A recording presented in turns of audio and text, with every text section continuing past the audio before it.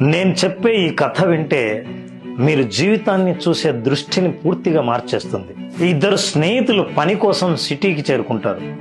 బాగా కష్టపడి సంపాదించి ఒక హోటల్ని స్టార్ట్ చేస్తారు. స్టార్ట్ చేసిన కొద్ది కాలంలోనే బాగా లాభాలను సంపాదిస్తారు. ఆ లాభాలను సంపాదించి ఇద్దరు పంచుకునే క్షణంలో ఒక స్నేహితుడికి మరో స్నేహితుడు లేకపోతే ఈ సగభాగం లాభం కూడా నాకే కదా అనే దుర్బుద్ధితో ఆలోచిస్తాడు. ఆలోచించిన మరుక్షణమే అతనికి విషం పెట్టి చంపేస్తాడు. స్నేహితుడు చనిపోయిన తర్వాత పూర్తి లాభాలని తనే ఆస్వాదించి అనుభవించి ధనం, భూమి, ఇల్లు, అన్ని రకాలైన ఆస్తులు కొని అనుభవిస్తూ ఉంటాడు. ఒక అందమైన అమ్మాయిని చూసి పెళ్లి చేసుకుంటాడు. కొద్ది కాలంలోనే వాళ్ళకు ఒక కొడుకు పుడతాడు. కొడుకు పెరిగి పెద్దవగానే ఉన్నత చదువుల కోసం విదేశాలకు పంపిస్తాడు. విదేశాల్లో అతను చదువుకుంటుండగా ఒక విచిత్రమైన వ్యాధికి గురవుతాడు. ఆ వ్యాధి ఎన్ని ప్రయత్నాలు చేసినా ఆ వ్యాధికి చికిత్స దొరకదు.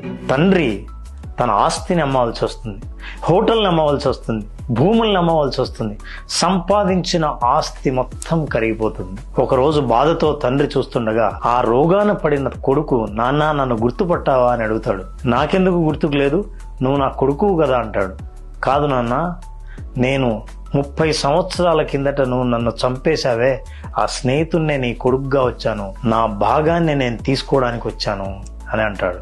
ఈ కథ ద్వారా ఒకరి హక్కును మనం లాక్కొని ఒకరిని బాధ పెట్టి మనం సంపాదించే డబ్బునంతా ఏ జన్మలోనే కాదు, ఇదే జన్మలో డబ్బే కాదు వడ్డీతో సహా తిరిగి చెల్లించాల్సి వస్తుంది. మీరేమంటారు?